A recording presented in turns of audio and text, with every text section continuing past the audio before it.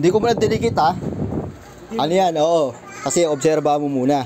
Sige. Tapos ngayon kapag okay na, saka natin dikit. Baka may kasi merong problema, di ba?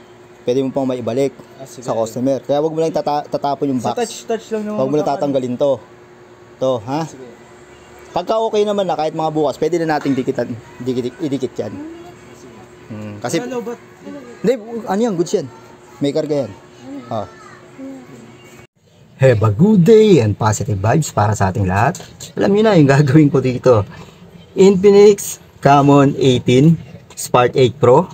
Papalit tayo ng LCD dahil napunit na yung kanyang ribbon.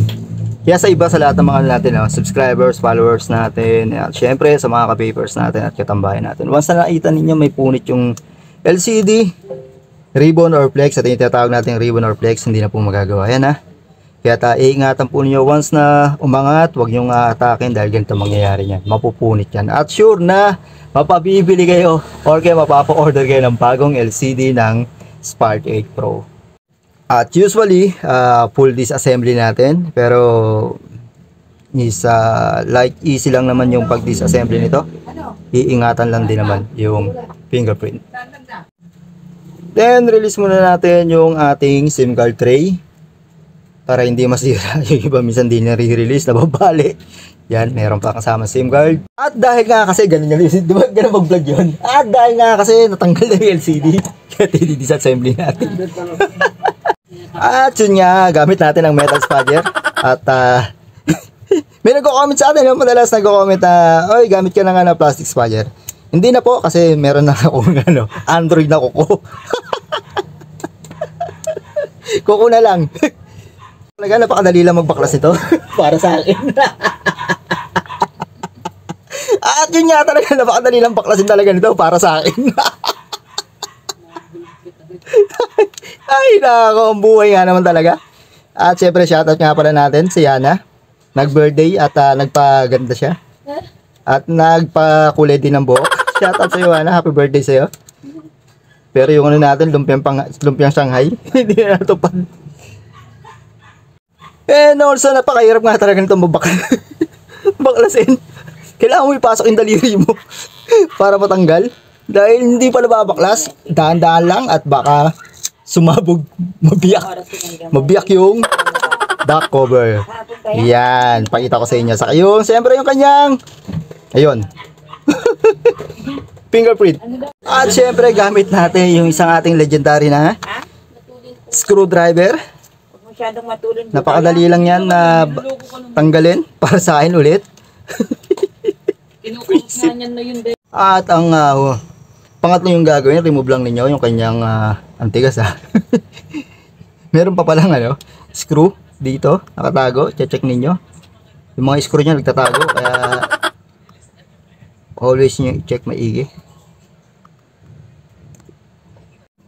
And remove na natin to, nawala na yung mga screw na nagtatago, tanggalan natin. Then, kailangan nyo i-remove yung kanyang battery connector bago nyo i-remove lahat ng connector. And ito na yung LCD screen na in-order ng ating Karepa Pips at siyempre ng ating followers. Also katambayan, isa ring tambay na batugan. Bagsang batugan din. Napaganda ng LCD niya na kanyang in-order. Hindi ko lang alam kung saan niya to in-order. Pero maganda. Titest muna natin at ititesting muna natin bago natin i-fix para walang sayang ang pera.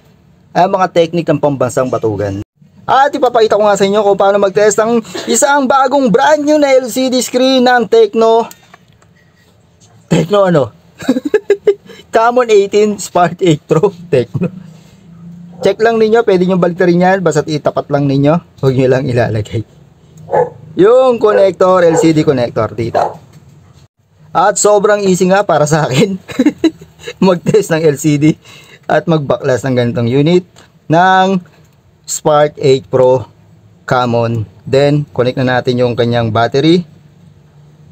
Tignan natin kung officially tested 100%. Ayaw pa makabit. At yun nga, naikabit na natin yung battery. Then open natin. Ang tanong, kung gagana, yun ang tanong doon. Ng pambansang batugan, gumana na nga. At meron na naman tayong pang-vlog. Siyempre, don't forget nga pala na supportahan nyo at mag-subscribe sa aking YouTube channel, iBip6792, para ang happy ang ating live. Yan, ganyan lang natin testing yan. Then, ang sekreto naman kung paano, ito yung LCD screen. Kita ninyo, hindi natatouch. Didiinan lang nyo rito sa LCD connector nyan. At syempre, touch ninyo ganyan. Medyo late lang yan.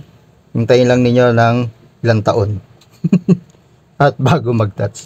Dito lang. Medyo didiinan lang nyo rito yan. Kailangan lang ng konting ano yan. Push.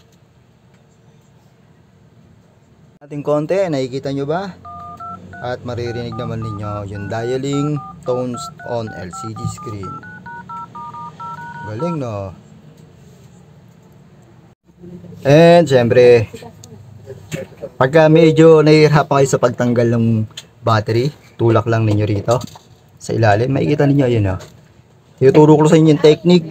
Konting tulak lang ninyo yan at aangat yan para hindi kayo mahirapan magbaklas, kasi medyo matigas talaga magbaklas ito. At syempre, ingatan lang din ninyo pag nagbabaklas. Kaya lang ninyo bumaluktot dyan dahil meron tayo dyan pang stretch. Pero iba nagtataka pag nagtatanong, oh yun, lumubo, bumaluktot yung yung battery, LCD tuloy. Ito katapat nyan. Kailangan lang nating i-therapy yung battery para bumalik sa dati. Yan. Diba?